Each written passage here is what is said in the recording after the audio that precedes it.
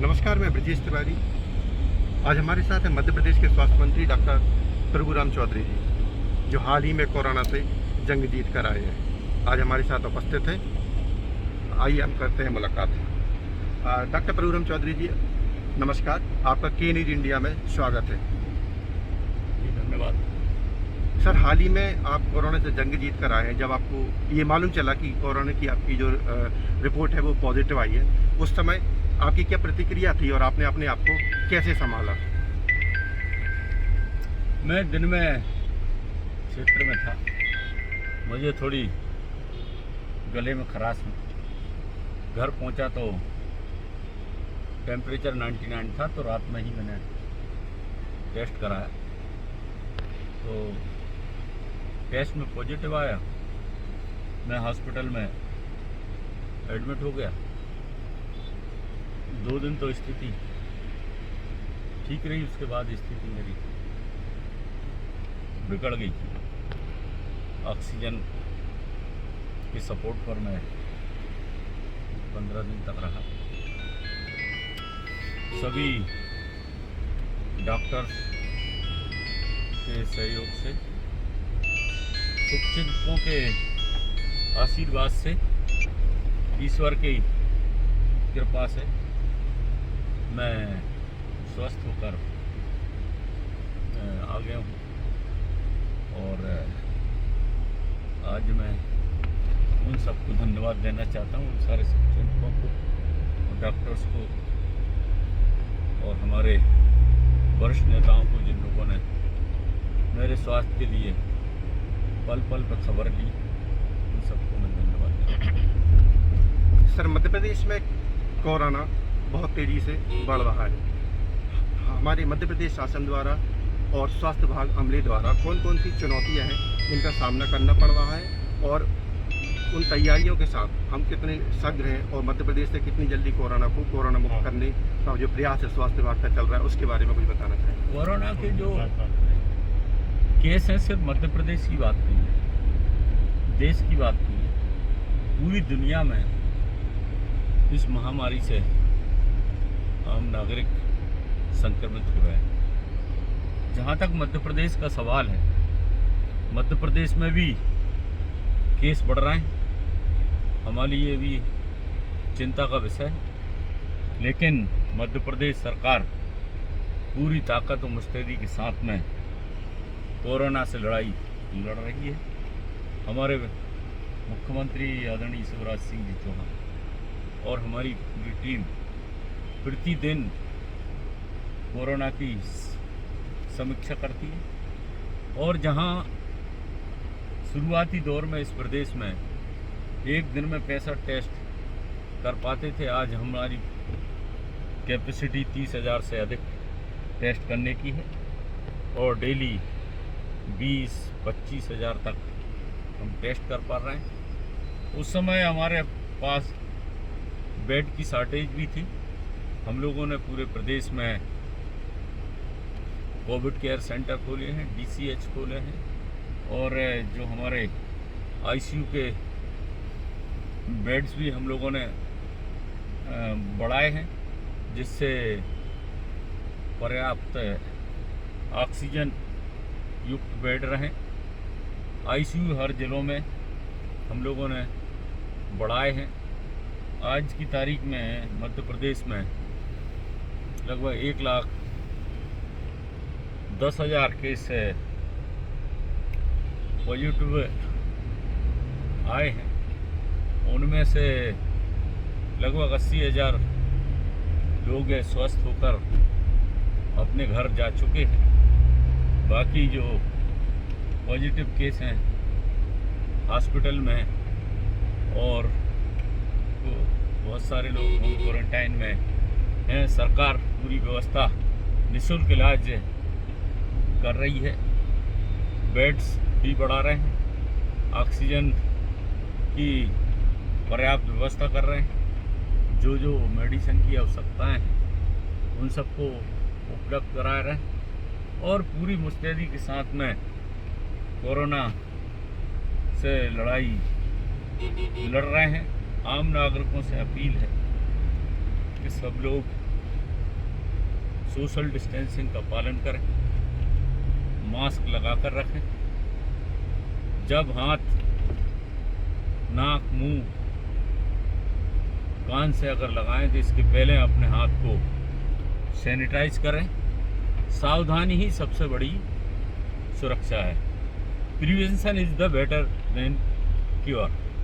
तो प्रयास हमारे जारी हैं और निश्चित रूप से हम लोग कोरोना की जंग जीतेंगे। चिंता का विषय है, आज प्रदेश में प्रतिदिन 2-2.5 हज़ार केस पॉजिटिव निकल रहे हैं। आम नागरिकों से मैं फिर से अपील करूंगा कि सब लोग सोशल डिस्टेंसिंग का पालन करें। सर, मध्य प्रदेश में आगामी उपचुनाव की तैयारियां बहुत तेज़ी से चल रही हैं। ऐसे में बीजेपी मध्य प्रदेश में अपने आप को कहां देखती है? मध्य प्रदेश में भारतीय जनता पार्टी सभी उपचुनाव जीतेगी, क्योंकि हमारी सरकार और हमारे प्रदेश के मुख्यमंत्री आदरणीय शिवराज सिंह जी चौहान ने, आपने देखा होगा जिस दिन से शपथ ली है, आम नागरिकों की जो योजनाएं हैं उनके क्रियान्वयन में जिस तरीके से काम किया है आप देख रहे हैं। चाहे हम युवाओं की बात करें, महिलाओं की बात करें, किसानों की बात करें, बुजुर्गों की बात करें, स्व सहायता समूह की बात करें, आदिवासी भाइयों की बात करें, हर वर्ग के लिए योजना का क्रियान्वयन किया जा रहा है। 37 लाख ऐसे परिवार थे जिन्हें राशन नहीं मिल रहा था। मध्य प्रदेश में अब उनको 1 रुपये किलो में राशन दिया जाने लगा है। बिजली के लंबे लंबे जो बिल आ रहे थे उनको समाप्त करके जो नए बिल आएंगे उसके अनुसार मध्य प्रदेश के आम नागरिकों को उसके बिल करना पड़ेंगे। और आज किसानों के लिए जो बीमा की राशि दी जा रही है प्रदेश में, अभी 2 दिन पहले ही 4,600 करोड़ की राशि किसानों के खातों में डाली गई है। स्ट्रीट वेंडर जो लॉकडाउन से हमारे छोटे छोटे जो व्यापारी थे जिनका धंधा चौपट हो गया था, देश के प्रधानमंत्री आदरणीय नरेंद्र मोदी जी ने जो योजना लागू की कि उन सब छोटे छोटे व्यापारियों को 10,000 तक का ऋण बगैर गारंटी के, बगैर ब्याज के उन्हें उपलब्ध कराएगा जाएगा, जिससे उनको अपना रोजगार स्थापित करने में सहायता मिलेगी।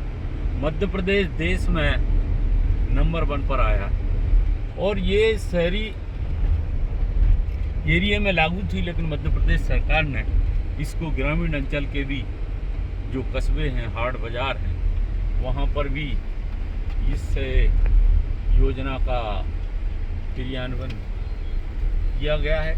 तो ऐसी कितनी योजनाएं हम गिनाएं जिससे प्रदेश की जनता में एक खुशी का वातावरण है। संबल योजना फिर से लागू हो गई है, जिससे जो हमारे लोग थे, पीड़ित लोग थे, उनको जब कभी कोई घटना अगर हो जाती थी, अब उनको उसका 4 लाख रुपए उनको मिल जाता है, जिससे उनके परिवार को आगे चलाने के लिए सहयोग मिलता है। ये ऐसी योजना है जिससे मध्य प्रदेश की आम नागरिकों में एक खुशी है और भारतीय जनता पार्टी सभी उपचुनाव में विजय प्राप्त है। सर, सांची विधानसभा से आपको टिकट मिलना बीजेपी से लगभग तय है। आपको क्या लगता है, ऐसे में सांची विधानसभा कितनी सुरक्षित है आपकी जीत को लेकर? मैं पिछले 35 साल से सांची विधानसभा क्षेत्र के जनता के बीच में हूँ। जनता का और मेरा सतत संपर्क है। हम लोग मिलकर दुख में सुख में साथ रहते हैं, हर खुशी में साथ रहते हैं और मुझे उम्मीद नहीं, पूरा भरोसा है कि मेरी क्षेत्र की जनता का आशीर्वाद मेरे साथ रहेगा। सर, सांची विधानसभा में आपके राजनीतिक कैरियर में कौन कौन सी उपलब्धियां हैं जो आप जनता को बताना चाहते हैं? उपलब्धियां इतनी हैं कि कम समय में बताना संभव नहीं हो पाएगा। फिर भी मैं मोटे मोटे तौर से आपको बताना चाहूँगा। चाहे हम शिक्षा के क्षेत्र की बात करें, चाहे हम किसानों की बात करें, चाहे हम सड़कों की बात करें, चाहे हम बिजली की बात करें, चाहे हम पेयजल की बात करें, ये सारी सुविधाएं हमने विधानसभा क्षेत्र के लोगों के लिए की है।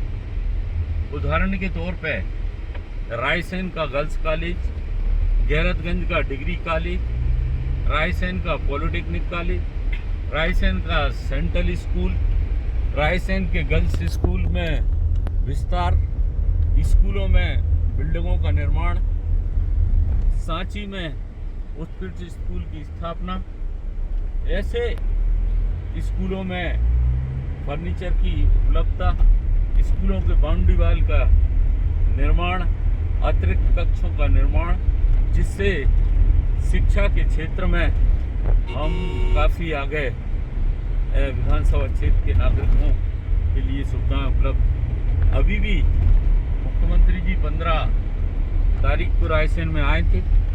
Engineering college, veterinary college, Gairatganj में ITI, स्टेडियम, ऐसे अनेक काम, रायसेन नगर की 50 करोड़ की सड़क से रायसेन की सुंदरता और सड़क चौड़ीकरण के लिए स्वीकृति, राजपुरा में सब स्टेशन, डैमों का निर्माण, पुलों का निर्माण, सड़कों का निर्माण, 300 करोड़ की योजनाओं का उद्घाटन और भूमि पूजन 15 तारीख को किया गया है। और अब 25 तारीख को हमारे नेता आदरणीय ज्योतिरादित्य सिंधिया और प्रदेश के मुख्यमंत्री आदरणीय शिवराज सिंह जी चौहान गैरतगंज में आ रहे हैं। तो जो और भी जो योजनाएं हैं उनका भी हम क्रियान्वयन करेंगे। और ऐसी चाहे बिजली उपलब्ध कराने की बात हो, गांव-गांव में बिजली, गांव-गांव में बिजली का विस्तार, किसानों के लिए। तो मैं विधायक रहते हुए जेल में भी गया और उनकी लड़ाई को हमने हमेशा लड़ा। अभी बाढ़ से प्रभावित हुए थे, मैं संक्रमित था, हॉस्पिटल में भर्ती था। आदरणीय मुख्यमंत्री जी का फोन आया, चिंता मत करना, मैं जा रहा हूँ सांची विधानसभा क्षेत्र के किसानों के बीच में और उनकी समस्याओं का और उनका जो भी नुकसान हुआ उसकी पूर्ति करूँगा। और मुख्यमंत्री जी गए सांची के एरिए में, गैरतगंज के एरिए में, और जो मकान टूटे थे उनके खातों में 100% पैसा जा चुका है। जिन जनहानि हुई थी उनको पैसा जा चुका है। और जो फसलों का नुकसान हुआ है उसका भी पैसा जल्दी ही किसानों के खातों में पहुंचेगा। तो ऐसी कौन कौन सी योजनाओं की मैं बात करूं, अगर गिनाना शुरू करेंगे तो पूरा दिन भर लग जाएगा। काफ़ी विकास किए हैं और आगे विकास के गति को हम बढ़ाएंगे, कोई कोर कसर बाकी नहीं रखेंगे। सर, मैं और न्यूज़ इंडिया आपके स्वास्थ्य की, मंगल की, स्वास्थ्य की कामना करते हैं। धन्यवाद आपके भी। ये थे हमारे साथ मध्य प्रदेश के स्वास्थ्य मंत्री डॉक्टर प्रभुराम चौधरी जी, जो हाल ही में कोरोना से जंग जीत के आए हैं। और उन्होंने सीधा बताया हुआ है कि सांची विधानसभा से आगामी आने वाले उपचुनाव में बीजेपी को बहुमत से जीत दिलाएंगे। और जनता से, मध्य प्रदेश की जनता से अपील की है कि सामाजिक दृष्टि बनाए रहें, सामाजिक दूरियां बनाए रहें, मुंह में मास्क लगाए रहें और स्वस्थ रहें। कैमरामैन प्रवीण के साथ मैं ब्रजेश तिवारी, के न्यूज़ इंडिया, भोपाल, मध्य प्रदेश।